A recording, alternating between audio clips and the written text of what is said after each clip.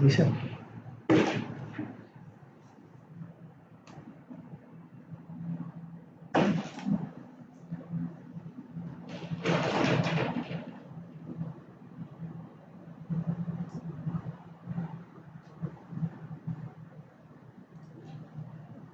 Hola, ¿qué tal? Buenas noches. Los saludamos desde Argentina, Buenos Aires. ¿Me escuchan? ¿Se escucha bien? ¿Se ve? Vamos a esperar un minuto ahí que nos respondan.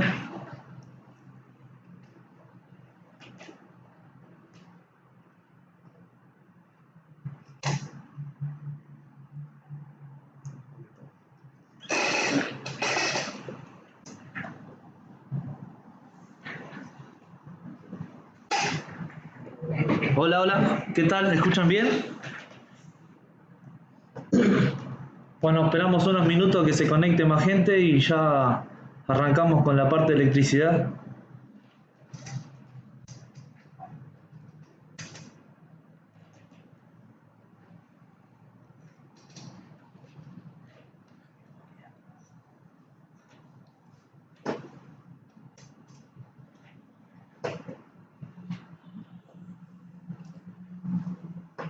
Bueno, mientras empezamos, arrancamos con lo primero, que es la presentación de los disertantes. Hoy vamos a ver lo que es electricidad en la investigación de incendios y explosiones. Y hoy nos acompañan desde Argentina, bueno, yo que soy el licenciado Gastón Armácora, investigador de incendios y explosiones. Todos pertenecemos a un cuerpo de bomberos oficial. Junto conmigo lo tengo a Edgardo. ¿Qué tal? Buenas noches. Soy Edgardo Adrián Garro, también técnico superior en protección contra incendio y bueno, soy investigador de incendios y explosiones, también bajo la misma temática, ¿verdad? ¿Qué tal? Buenas noches. Mi nombre es Eduardo Jamur. También soy técnico superior en protección contra incendios y perito en investigación de incendios y explosiones durante un tiempo prolongado en esta dependencia. Bueno, yo soy el ingeniero Guillermo Eduardo Larroque, también pertenezco a la misma entidad y bueno, soy el que mi especialidad está más centrada en el tema electromecánico o eléctrico. Bueno, con la presentación de todos, lo vamos a dejar con Guillermo. Su especialidad, como dijo él, es la pericia con todo lo que es artefactos electromecánicos, autoelevadores, calderas. ¿Qué más, Guillermo? Bueno, todo lo que sean elevadores, que comprende desde ascensores, escaleras mecánicas, cintas transportadoras y, bueno, como ya dijo Gastón, calderas y electrocutados y también cámaras de media tensión. Bueno, Guille, antes que nada, por favor, como dice Heriberto, respétense ustedes. Si pueden, pongan los celulares en silencio. También, como dice él, aunque sea un curso online, no nos olvidemos de las normas de seguridad. Fíjense por dónde se pueden escapar en el caso de algún incidente. Y arrancamos con lo que es electricidad en la investigación de incendios. Bueno, el control y la prevención de incendios, las premisas más importantes es reconocer cómo se compone, cómo está realizada una instalación eléctrica. Para esto vamos a ver algunas nociones básicas de la electricidad y a partir de allí vamos a enumerar o ver los elementos de protección eléctrica que existen para evitar cualquier tipo de accidentes. Bueno, los conceptos básicos tenemos. Los temas a tratar van a ser los conceptos básicos de electricidad, los componentes y protecciones, elementos estos fundamentales, y vamos a ver la posibilidad de causar incendios que tenemos a causa del uso de la electricidad y de los artefactos eléctricos y de las instalaciones eléctricas. Bueno, la electricidad es un es un flujo de electrones. Esto es una teoría, no es exactamente así, pero se puede establecer que los electrones dentro de un conductor se desplazan, o el efecto se desplaza, a través de un elemento conductor que son básicamente los cables, o que están compuestos su alma por cobre o aluminio. También existen otro tipo de materiales, pero son para casos muy especiales, como puede ser el oro, que tiene muy baja resistencia. Bueno, tenemos dos tipos de corriente, básicamente. Tenemos la corriente continua y la corriente alterna. Dentro de cada una de ellas tenemos distintas tensiones de utilización. En cuanto a la corriente alterna, es la más difundida para el uso domiciliario y para el uso industrial. La corriente continua son las que encontramos en los dispositivos básicamente electrónicos, que puede decirse que esta corriente está provista por baterías. Bueno, la corriente continua, básicamente, es aquella que desde un polo, que puede ser, por ejemplo, en una pila de 1,5 volt, no se altera en el tiempo. La corriente alterna, justamente en el tiempo, se va alterando y se va permutando un polo con otro. Y esa variación está dada en algunos países en 50 ciclos por segundo y en otros en 60 ciclos por segundo. También se puede establecer o simular un sistema hidráulico y ver su equivalencia a un sistema eléctrico. Cuando nosotros tenemos que la electricidad pasa a través de un conductor, esta genera calor y la podemos simular al sistema hidráulico como el caudal. La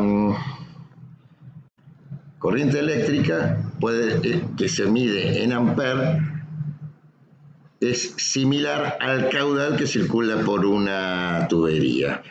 Este es un parámetro. El otro parámetro importante es la tensión o diferencia de potencial. Esa tensión se puede asimilar en un sistema hidráulico a la presión. Los que proveen esta presión, y además se genera un caudal, es una bomba. En el caso de la corriente eléctrica tenemos los generadores eléctricos. Para poder asimilar una cosa a la otra, tenemos entonces que el caudal es la corriente en el sistema eléctrico y se mide en amperes, como habíamos dicho. La tensión es la presión, que en el caso de la corriente eléctrica se mide en volt y el caudal se mide en volumen por segundo que se transmite por ahí o por la tubería. Bueno,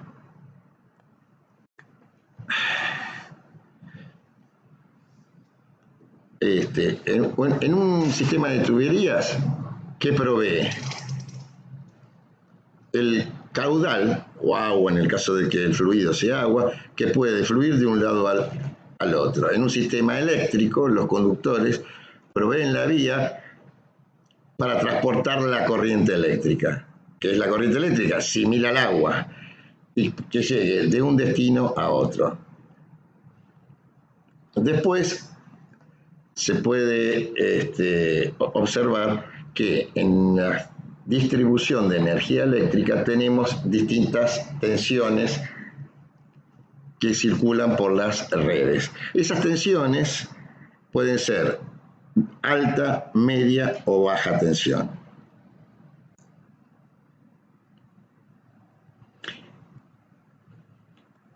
Bueno, podemos establecer un cuadro simple, ¿no es cierto? Que es, en el sistema hidráulico tenemos la bomba. En el sistema eléctrico, el símil es el generador. La presión es el voltaje en el sistema eléctrico. La presión se puede medir en PSI. En la electricidad se mide en voltios. Un manómetro, que es básicamente un medidor de presión, su símil es el voltímetro. El voltímetro mide la tensión y el manómetro mide la presión. Como habíamos dicho, en el sistema hidráulico, lo que circula puede ser agua, puede ser cualquier fluido, pero básicamente vamos a tomarlo como el agua. En un sistema eléctrico son los electrones. El flujo en el sistema hidráulico es el equivalente en el sistema eléctrico de la corriente eléctrica.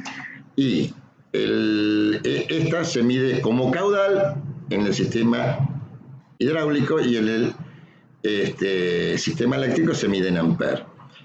El medidor de flujo en el hidráulico tiene su equivalente en el sistema eléctrico al amperímetro. Cualquier válvula que tengamos colocado en el circuito hidráulico es equivalente a tener un interruptor o switch en la determinación inglesa, en el idioma inglés, que son los interruptores. Después, como otro fenómeno, tenemos que la fricción o pérdida de carga que se produce en el sistema hidráulico es similar a la resistencia en el sistema eléctrico. La pérdida por fricción es la caída de tensión en el sistema eléctrico. Y el diámetro de la tubería se puede asimilar al tamaño del conductor, que en general el tamaño del conductor se mide por su sección.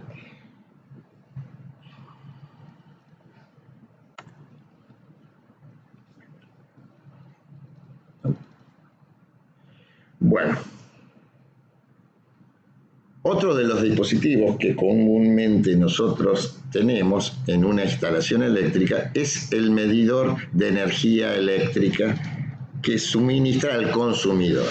En el caso de un domicilio, de una casa, de un edificio de departamentos y todo, ese medidor de energía eléctrica está adaptado según las tensiones que se use en ese lugar a 220 volts en muchos casos y en otros casos es de 110 volts. Depende del país que se esté utilizando. En los países como Estados Unidos la tensión es normalizada a 110 volts. En países como el nuestro, Argentina, es 220 volts. Y estos medidores de energía eléctrica pueden ser atravesados por una corriente máxima, en algunos casos de 40 amperes y en otros casos de 50 amperes. Evidentemente, donde nosotros tenemos la tensión que es la mitad, la corriente eléctrica va a ser el doble. Por lo tanto, podemos decir que en los sistemas donde existe la tensión normalizada de 110 volts, tendrán una sección de conductores mayor que en la que tiene 220 volts. ¿Por qué? Porque la corriente, lo de 110, es el doble que la corriente para a donde existen los 220 volts. Bueno, ahora vamos a ver una vista de los sistemas de los elementos de protección. Básicamente son los interruptores termomagnéticos. Estos también en algunos países los llaman breaker, que es una denominación inglesa. Para nosotros son interruptores todos estos. Y los termomagnéticos son aquellos que tienen dos funciones fundamentales, que es evaluar la corriente que está circulando por él y si esa corriente representa una sobrecarga, va a actuar en un determinado tiempo y más prolongado la parte térmica. De allí el nombre de termo. Y magnético es para cuando la corriente se eleva de una manera muy grande, entonces actúa magnético. ¿Qué quiere decir? Que esta actuación es rápida, abre el interruptor rápidamente. Y en estos casos justamente cuando la corriente crece de una manera muy abrupta, quiere decir que estamos frente a lo que se llama un cortocircuito o arco voltaico. Tenemos distintos tipos de protección eléctrica y volvemos otra vez a los interruptores termomagnéticos. Aquellos que son de 100 en general, de 100 amperes hacia arriba, son los que se llaman interruptores termomagnéticos en caja moldeada. Después tenemos los que son más de uso domiciliario, también puede llegar a ser de uso industrial, pero evidentemente estos son aquellos que de un valor por debajo de los 125, vamos a decir 100 amperes, tienen un tamaño más chico y en general estos por su forma y por su fijación son denominados de serie DIN. ¿Qué quiere decir? Son normalizados en esto. Bueno, tenemos estos interruptores termomagnéticos. Ustedes pueden estar viendo 3 tipos, pero hay un cuarto tipo. Tenemos unipolar, bipolar, tripolar y tetrapolar. Cuando estamos usando un unipolar, decimos que es monofásico. ¿Por qué? Porque ese interruptor se utiliza para interrumpir una fase. El neutro, en estos casos, no se interrumpe y siempre está conectado. Los que son bipolares también se los llama monofásicos. ¿Por qué? Porque interrumpe una fase y el neutro. En este caso, el neutro también se interrumpe. Son los más seguros para los circuitos monofásicos. Después tenemos los trifásicos, donde en este caso se interrumpen las 3 fases y el neutro siempre está conectado. Son los que ustedes ven que tienen 3 bornes de entrada y 3 bornes de salida, y está unido todo por una palanca. Esta palanquita está para que cuando se interrumpan las 3 fases al mismo tiempo. En este caso, el neutro siempre queda conectado, no es interrumpido. Y después, el que falta en esta lámina es el tetrapolar. El tetrapolar interrumpe las 3 fases y el neutro. Por eso son tetrapolares. 3 fases y un neutro. Estas son las protecciones termomagnéticas más comunes y reconocidas. Dentro de estas protecciones faltan unas que son los fusibles. Los fusibles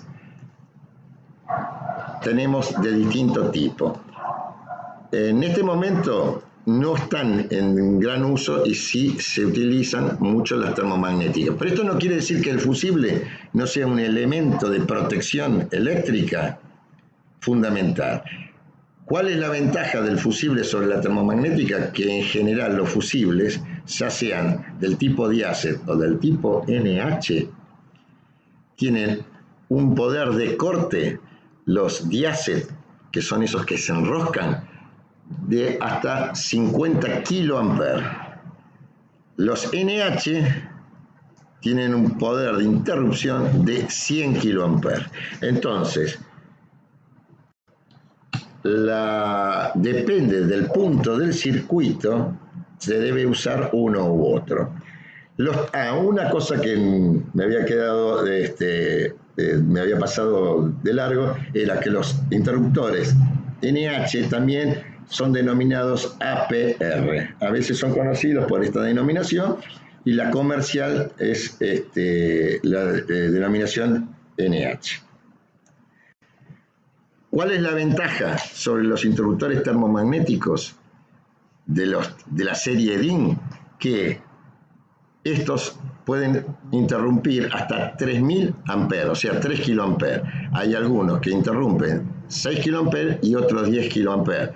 Como ustedes se dan cuenta, el poder de corte o de ruptura de un fusible, del más pequeño, que son los de la serie diácet, tienen un poder de corte de 50 kiloamperes.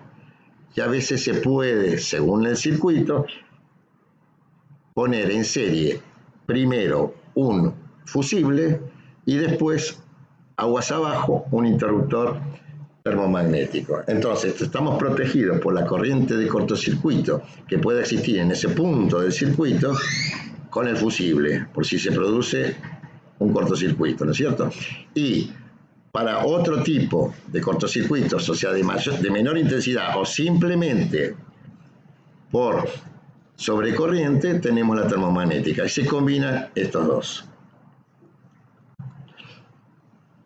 Bueno, el otro tipo de protección es la protección diferencial o el disyuntor diferencial.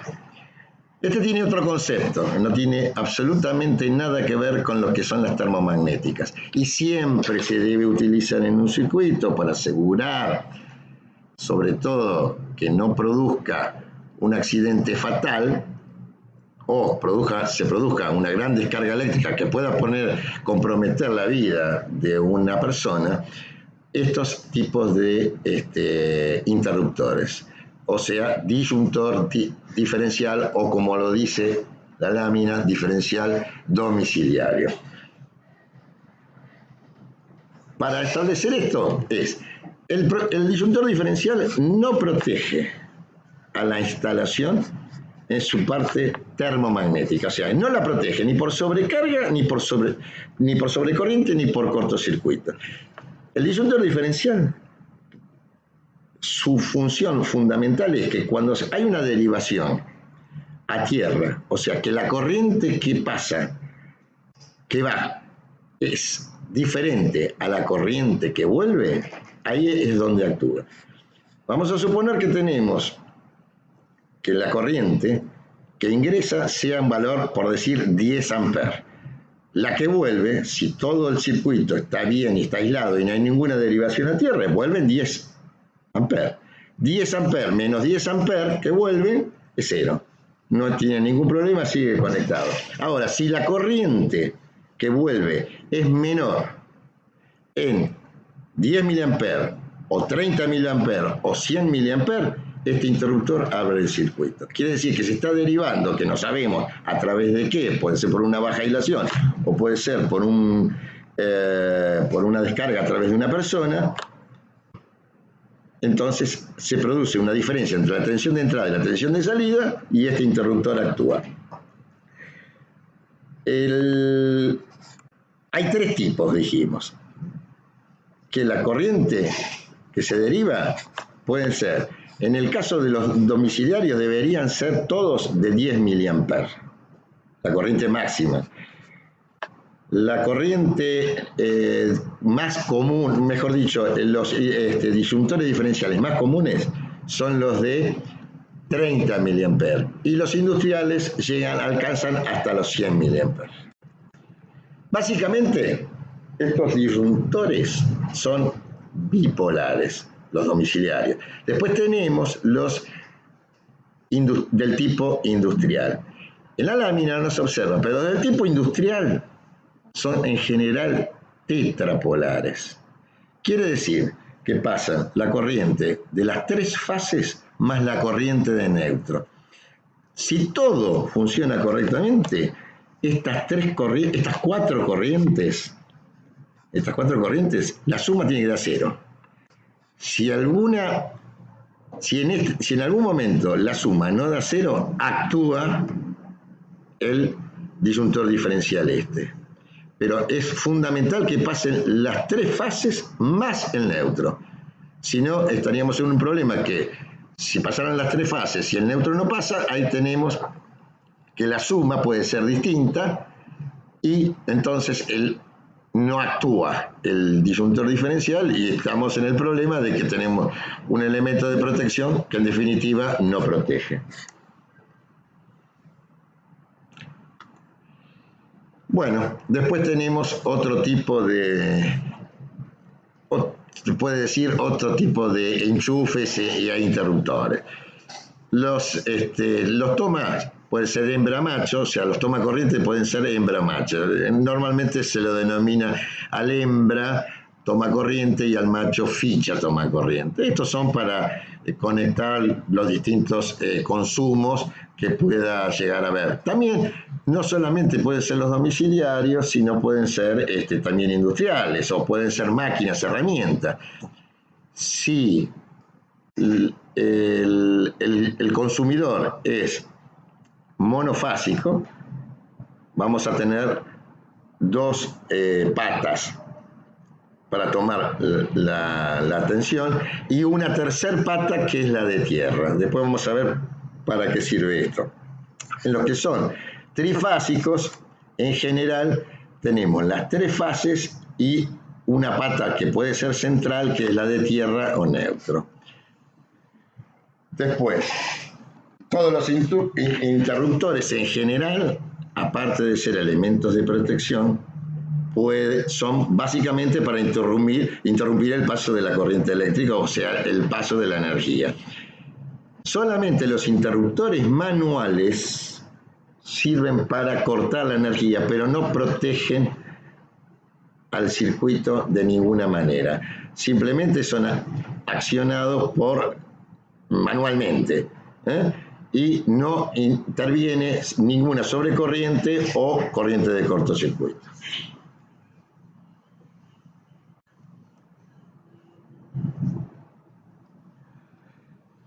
Bueno, después, para conducir la corriente eléctrica tenemos los famosos conductores eléctricos o cables. Tenemos distintos tipos. Acá en la lámina vemos varios tipos de cables que pueden ser unipolares, bipolares, tetrapolares y tripolares. Todos tienen distintas secciones. Y finalmente encontramos los cables coaxiles, que básicamente estos cables coaxiles son utilizados no para transmitir señales, aunque para algunos casos se puede utilizar para transmitir corriente eléctrica y para evitar el fraude que se puede hacer enganchándose en una línea que ingresan a los distintos domicilios. Bueno, como habíamos dicho antes, los conductores, y como dice la lámina, de oro, plata, cobre, aluminio y hierro. Los conductores de oro y plata son inexistentes. Por su costo sería imposible que estos materiales sean usados en un cable porque, bueno, desaparecerían rápidamente. Básicamente son de cobre y aluminio. De hierro no se utilizan porque el hierro tiene una resistencia mucho más alta y por efecto Joule se calentarían los cables y tienen mucho menos capacidad de conducción de corriente. Después tenemos los semiconductores. Semiconductores, bueno, tenemos el carbón, la piel humana, el agua salada. Hay que recordar que el agua pura o el agua destilada que no contiene sales no es conductora, es aislante. Y en el caso de las pinturas, básicamente las pinturas de colores muy oscuros o color negro pueden llegar a ser semiconductoras porque la tintura que se utiliza para darle el color negro es, como base tienen el carbón, y el carbón es conductor.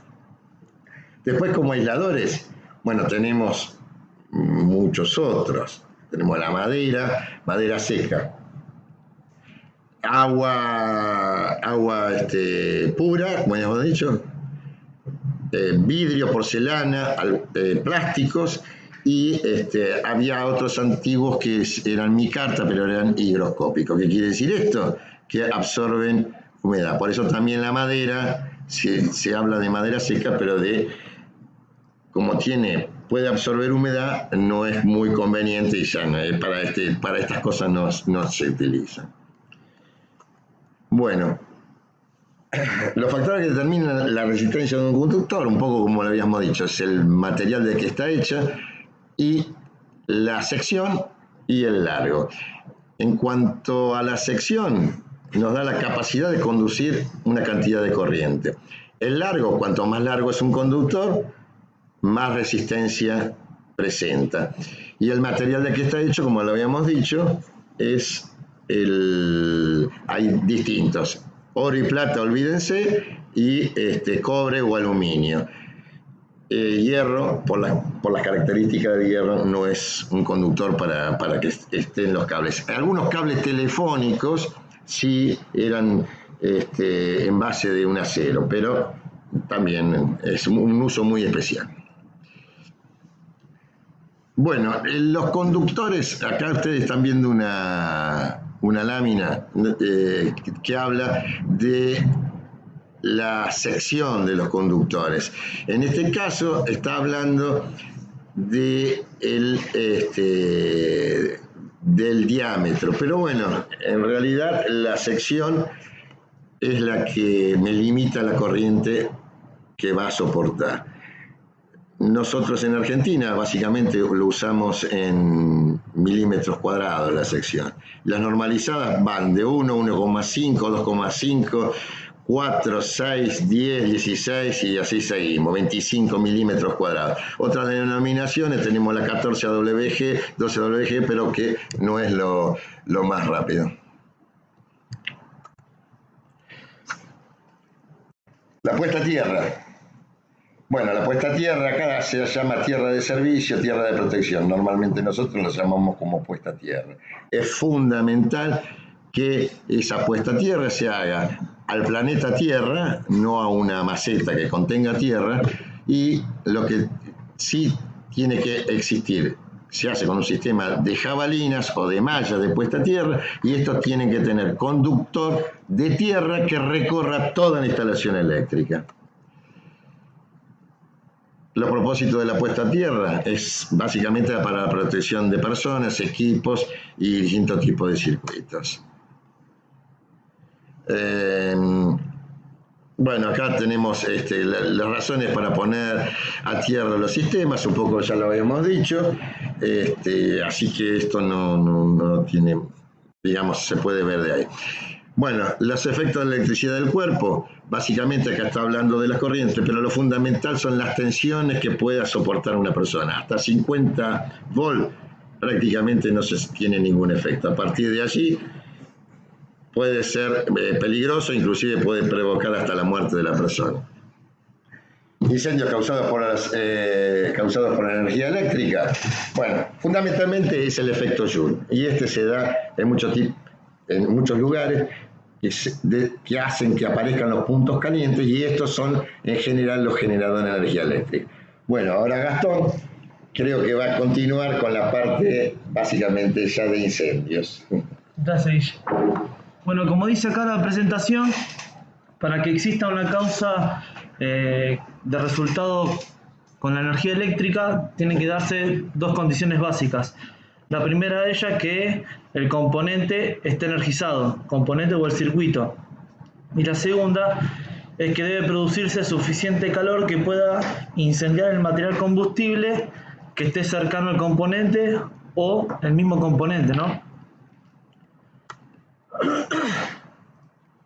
También la electricidad sabemos que crea calor cuando se mueve a través de sus conductores, como dijo anteriormente Guillermo, ¿no?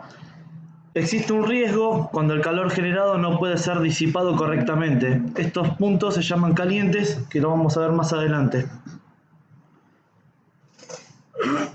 Bueno, básicamente lo que es causas de incendios, vamos a tener uno de los primeros factores, que es el arco voltaico. Es una descarga eléctrica luminosa de muy alta temperatura que fluye a través del aire. Hay que tener presente que el arco voltaico se forma por el contacto de dos electrodos sometidos a diferencia de potencial, dando como resultado el tercer punto, que es la chispa, que es un pequeño fragmento, de material incandescente moviéndose a través del aire. Esto seguramente pueda encender cualquier elemento que tenga circundante, ¿no?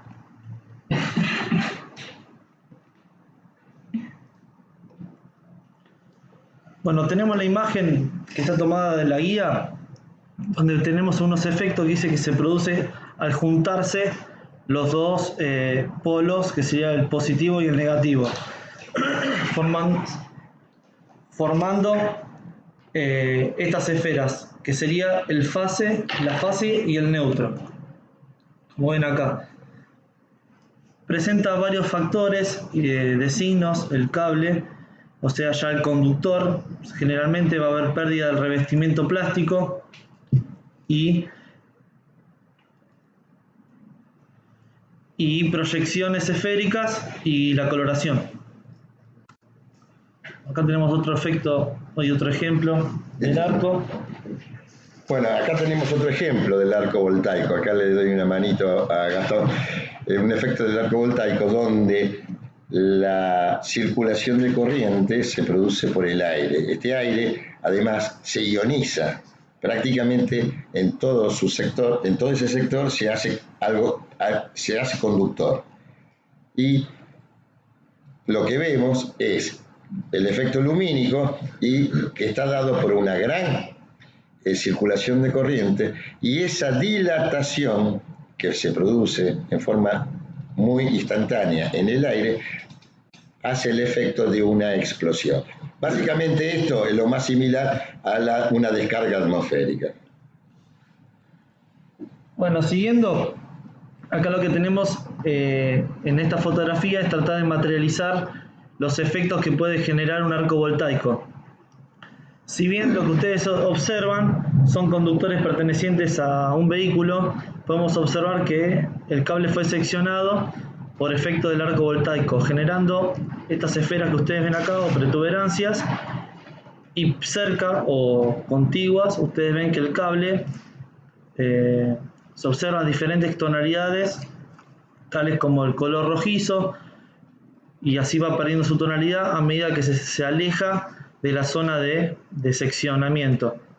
A su vez podemos observar la rigidez y quebradizo al tacto. Acá tenemos otro ejemplo. Si ustedes ven, desde el lugar donde se hace la sección del cable, que se genera la esfera, desde aquí hacia arriba se va notando la rigidez de los cables, típico del efecto Joule, como nombró Guillermo anteriormente. Se va solidificando, se va fundiendo los filamentos y aparentemente da la impresión que es un solo conductor. Otro de los ejemplos, esto es importante, es poder darnos cuenta si la contingencia eléctrica que nosotros determinamos, en este caso un arco voltaico, fue generador del incendio o consecuencia. Uno de los factores es determinar, más allá de la protuberancia, son los efectos que se observan en el conductor, que dan la sensación de rigidez, quebradizo al tacto, son más rojizos, como lo pueden ver acá. Se nota que quedaron totalmente fundidos los filamentos próximos a la sección, al seccionamiento del conductor. Acá tenemos otro ejemplo donde el conductor perdió totalmente su cobertor plástico. Se observa el color característico, el seccionamiento nuevamente del conductor, y por ejemplo los cables que están próximos a él todavía observamos el cobertor plástico semicarbonizado o parcialmente carbonizado, lejos de del cable con mayor afectación.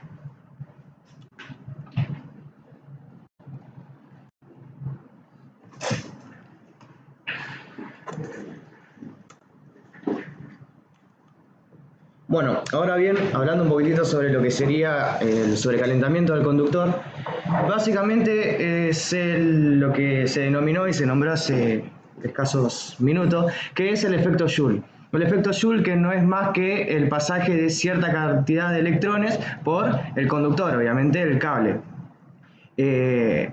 En muchos casos, cuando tenemos una cantidad de energía eléctrica, de electrones que pasa por una sección de cable o conductor y que supera la capacidad de soportar de este con el cual fue creado, ¿no?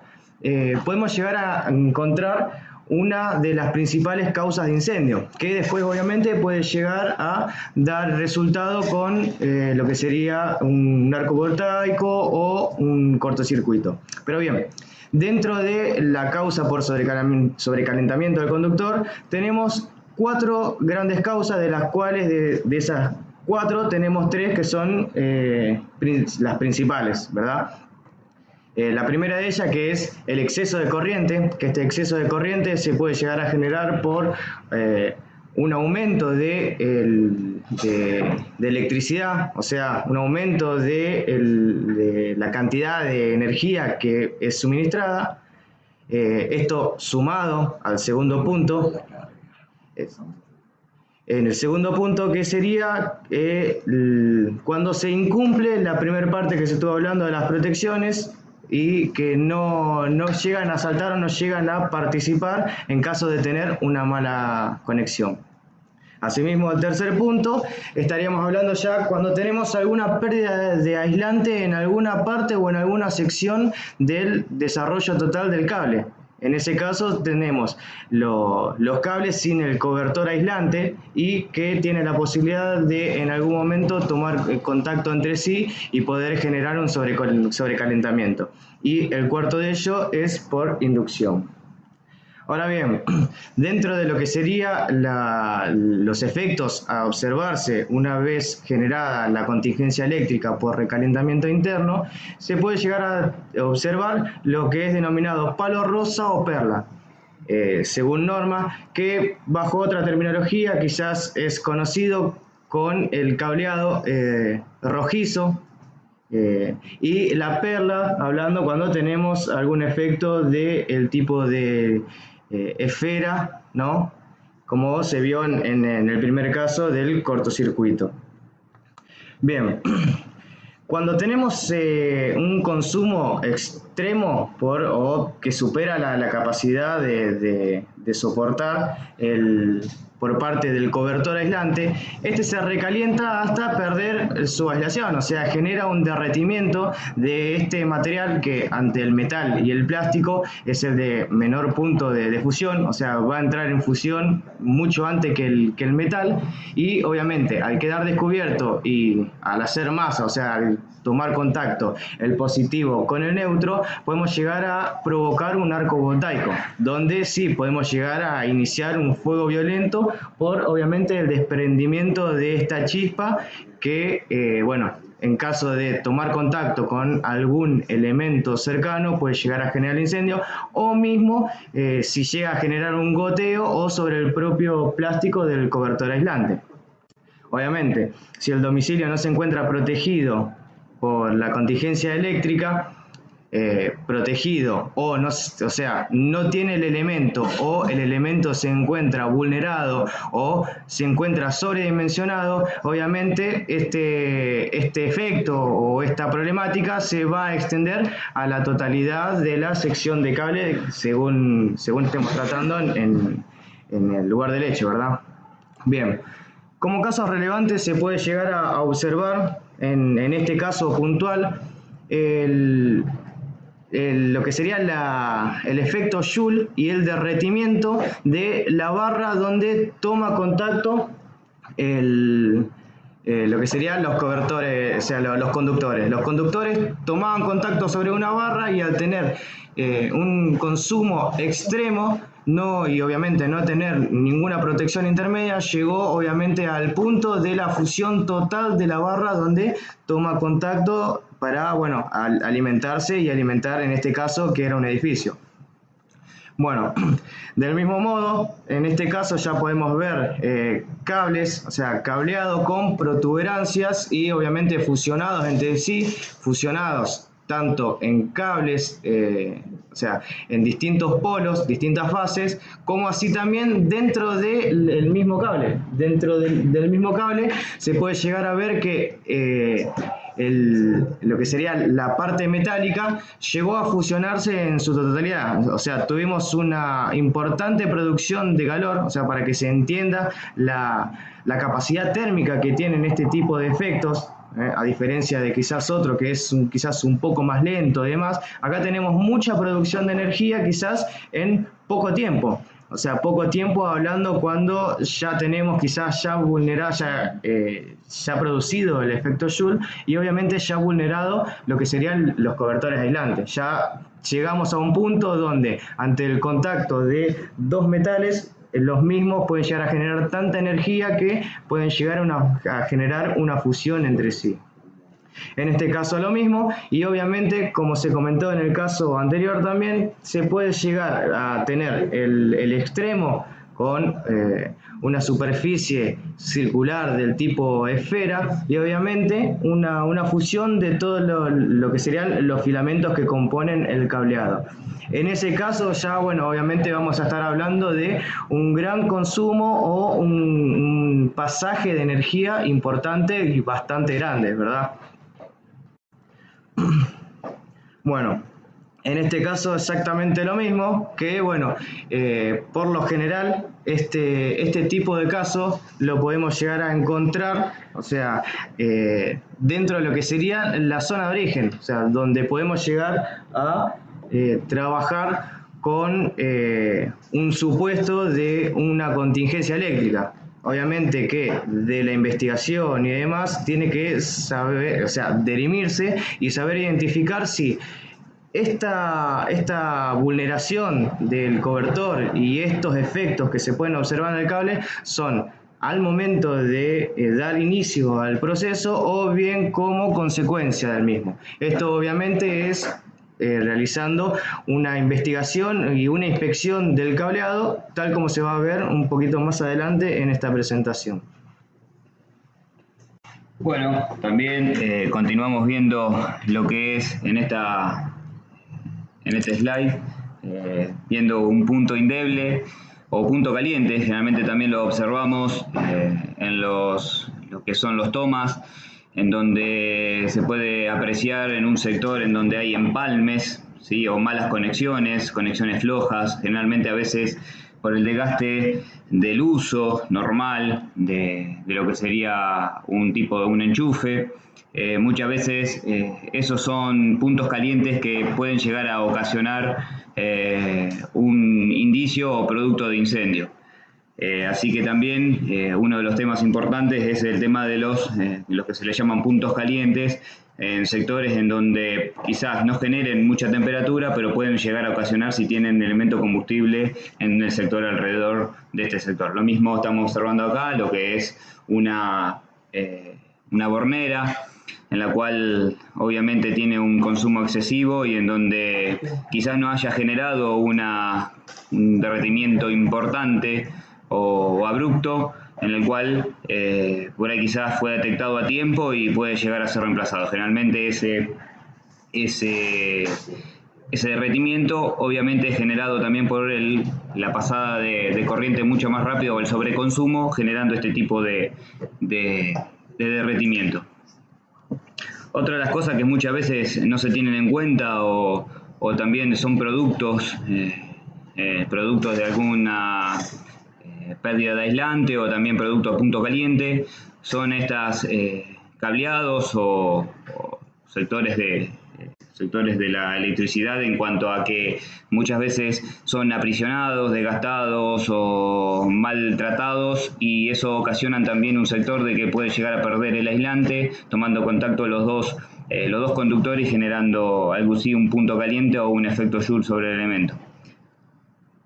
Acá se ve, como se observa en este slide, en esta fotografía, un pequeño o un fuego incipiente generado en un toma corriente. En realidad había un toma corriente con una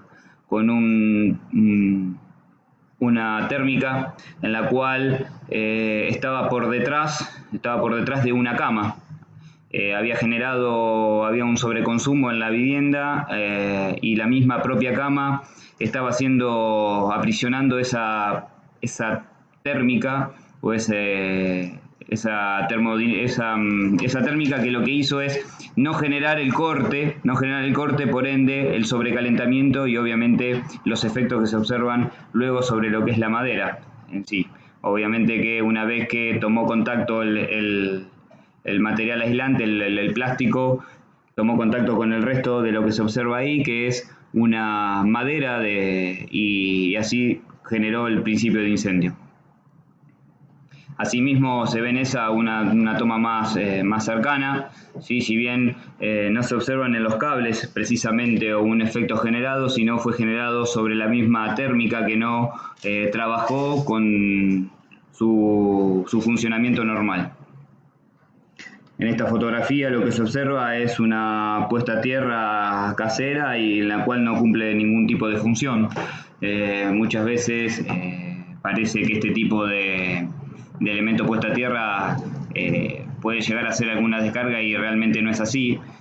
Más allá que sea el cable de galvanizado o de otro elemento metálico, no de esta manera puede llegar a generar un incendio en sí, pero no cumple la función de lo que estamos viendo como una puesta a tierra. También los enchufes fuera de norma.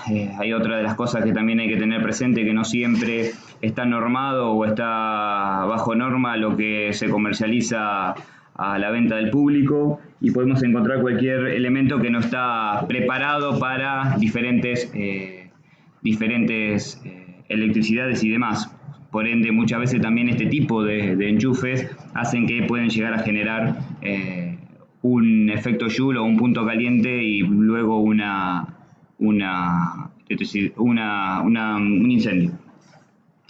Bien, tener en cuenta que también, si bien acá no lo tenemos presente, pero lo vemos como un sobreconsumo en alargadores o prolongadores, ¿sí? O lo que llamamos enchufes múltiples, la famosa aquí en Argentina zapatilla, en la cual muchas veces también no están normadas, y a veces a las que están normadas el cable o el cable alimentador que tiene esa misma cantidad de enchufes no está preparado para alimentar diferentes artefactos, en el cual que quizás podemos contar con los de bajo consumo, como por ejemplo un televisor o un equipo de audio, algo por el estilo, que son de bajo consumo, a diferencia de una estufa eléctrica, que puede generar el consumo mucho mayor, y en donde nosotros tenemos un solo ingreso, ¿sí? O con una sección de distribución en todo el domicilio, y después empezamos a ramificar hacia todos los otros elementos u otros artefactos eléctricos que pueden llegar a generar también un punto caliente o de efecto Joule. Sí, también en las cajas de derivación podemos encontrar este tipo de cosas. Generalmente las cajas de derivación son los empalmes. Esos empalmes también pueden llegar a generar puntos calientes. Generalmente no es el elemento, la conexión en sí no es normal, sino lo que deberíamos tener son borneras que no bien aprisionadas, que no generen esos puntos calientes. Sí, como para ir entrando en temas de también los balastros, ¿sí? Los balastros son elementos que derivan, o sea que son inductores para la corriente en un tubo fluorescente, ¿sí? Eso también son generadores de temperatura y muchas veces han ocasionado. De hecho, aquí en Buenos Aires, en Argentina, tenemos mucha cantidad de incendios producidos por contingencias de tipo eléctrica, y se llevan gran porcentaje en cuanto a este tipo de causas. ¿Sí? Bueno, hay diferentes tipos de balastos que no nos vamos a poner a profundizar en este tema, sino que más que nada para tenerlos presentes. ¿Sí? Otra de las cosas que también encontramos son las protecciones adulteradas. Esas protecciones adulteradas o famosos puenteadas no cumplen la función. Por ende, en el caso en esto que se observa en un disyuntor, ¿sí? En un disyuntor diferencial, no cumpliría la función al momento de que debería actuar, ya que al momento si actúa está puenteado por cables, ¿sí? O sea, la corriente va a pasar directamente. Sí, otro de las protecciones adulteradas que vemos en este tipo de fusibles, ¿sí? De tipo NH o APR, ¿sí? Se ve un cable de bronce que lo que hace es puentear el funcionamiento. Asimismo, en la parte superior de este APR se observa que ya tiene un desgaste a diferencia del resto, en lo que pudo haber estado ya ocasionando un punto caliente, y esto puede ser producto o puede llegar a generar un incendio en sí. Lo mismo se ve en esto, ¿sí? En el cual acá se ve el fusible ya disparado, o sea, saltado, y asimismo se observa un cable en el cual en el cual se observa que está puenteado pasado, ¿sí?, para pasar corriente y no cumple la función en el tipo de fusible ONH. Bueno, esto es lo que vemos también como figura de la NFPA 921, de la figura 910.4, ¿sí?, una conexión sobrecalentada en la salida de un secador, ¿sí?, son puntos generados de punto calientes o de efecto Joule. Lo mismo se ve que tanto en la figura 9.10.5, que una sobrecarga de corriente en la cable de alimentación y motor trifásico, ¿sí?, la 9.10.51, ¿sí?, una cubierta de un conductor. Sí, también se observa un punto caliente o de desgaste. Sí, lo mismo acá en la figura 9.10.4, una conexión sobrecalentada en un terminal de fusible trifásico, observando en un punto un sector de carbonización, ¿sí?, carbonizado, y un punto, ¿sí?, de origen hacia este sector izquierdo.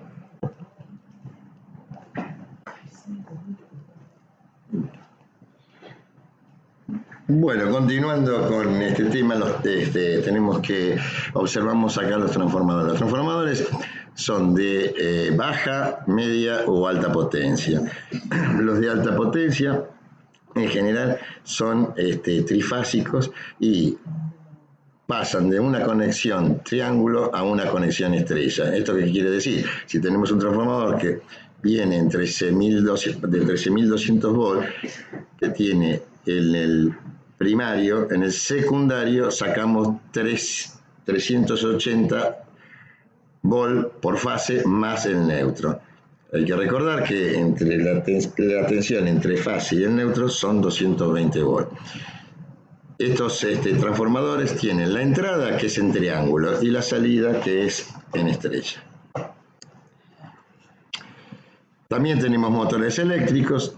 También estos motores eléctricos pueden generar, al igual que los transformadores, me había olvidado decirles, pueden generar puntos calientes y deben tener básicamente todas las protecciones para que estos elementos no sean generadores de puntos muy calientes y también se puedan en sí prenderse fuego. Acá tenemos una vista de los bobinados donde se ven las pequeñas esferas que entre sus espiras, en las bobinas, se produjeron grandes cantidades de corriente, o sea, y cortocircuito. Por lo tanto, se han fundido y se ven en las esferas que se han formado.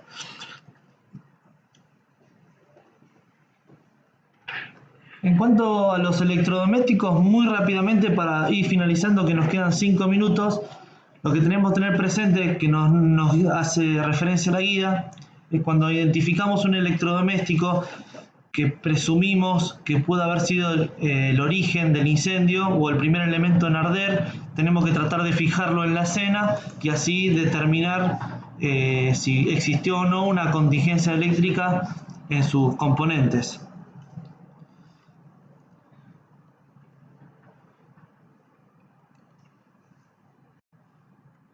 Bien, en lo que es batería rápidamente. Bueno, las que son las baterías generan también una cierta cantidad de temperatura, en este caso como se observa una notebook, una laptop, en la cual su propia batería, estando trabajando con mucho consumo o cargándose, pueden llegar a generar este tipo de circunstancias. Muchas veces también las baterías como acumuladas o aprisionadas en algún sector, como por ejemplo en lugares de venta y demás, pueden llegar a ocasionar este tipo de circunstancias. Una cosa para tener presente que es el mapeo de arco. ¿Sí? El mapeo de arco es un procedimiento que lo enuncia la 921, el 9.11.7, en el cual implica hacer una serie de procesos para poder observar en toda la escena del hecho, ¿sí?, todas las contingencias eléctricas que son ocasionadas, que pueden ser encontrándose en un sector, en el sector de origen, ¿sí?, o en la zona de origen o en el punto de origen, o sectores diferentes a los que estábamos nombrando, a tanto sector de origen y demás, que pueden llegar a ser ocasionados productos del incendio o puede ser post-incendio. ¿Sí? Referente a lo que es mapeo de arco, tengan presente que no es aconsejable en lugares de amplias dimensiones, ya que lo que se busca es identificar el sector de origen, circunscribiéndolo en las contingencias eléctricas ya establecidas en nuestra área de origen. Ahora bien, con lo que queda de transformadores. Bueno, los transformadores básicamente, como habíamos dicho antes, sirven para pasar de un nivel de tensión a otro nivel de tensión. Hay que tener cuidado con ellos porque estos pueden generar gran cantidad de calor y pueden, en este caso, generar puntos muy calientes que sean los iniciadores de un incendio. Bueno, en cuanto a la electricidad estática, sobre todo las que más riesgo traen son las descargas atmosféricas. Estas descargas pueden ser ocasionadas hasta por tensiones de hasta 1 millón de voltios. Por lo tanto, una descarga atmosférica puede ser fatal o puede provocar grandes incendios. En este caso de este chico, vemos que está expuesto a una electricidad estática que le hace parar los pelos. Bueno, esto es un fenómeno así.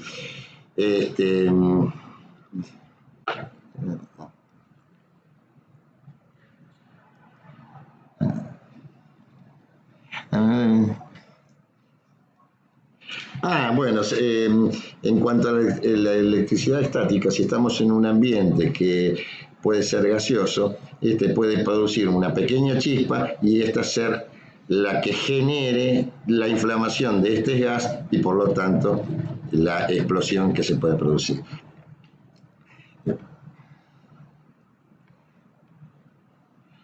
Bueno, estos son los elementos que ya habíamos dicho antes, como también significan gran riesgo es en el hurto de energía, que en el caso de los cables que son coaxiles es una cosa bastante artesanal y peligrosa además. Bueno, gente, gracias. Nos quedó un poco corto, pero bueno, eran muchos temas. Muchísimas gracias por la atención y espero que haya servido. Gracias por la posibilidad. Bueno, gracias a todos. Espero que les haya servido. Espero que la verdad que el tiempo es corto, pero bueno, hay muchos temas para hablar y la verdad que es un gusto haber compartido este momento con todos ustedes. Bueno, que esto haya servido para esclarecer algunas cosas y sí establecer cuándo una instalación eléctrica puede ser segura o no. Básicamente son las protecciones eléctricas. Bueno, finalizando, muchísimas gracias por estar del otro lado, escuchando y viendo las presentaciones y obviamente, bueno, redundando que el material brindado y el poco conocimiento, quizá o mucho, les haya servido y puedan llegar a aplicarlo, llega el momento para investigar incendio y la primera parte para aplicarlo obviamente en sus hogares y no dejar pasar esa información. Desde Argentina los saludamos.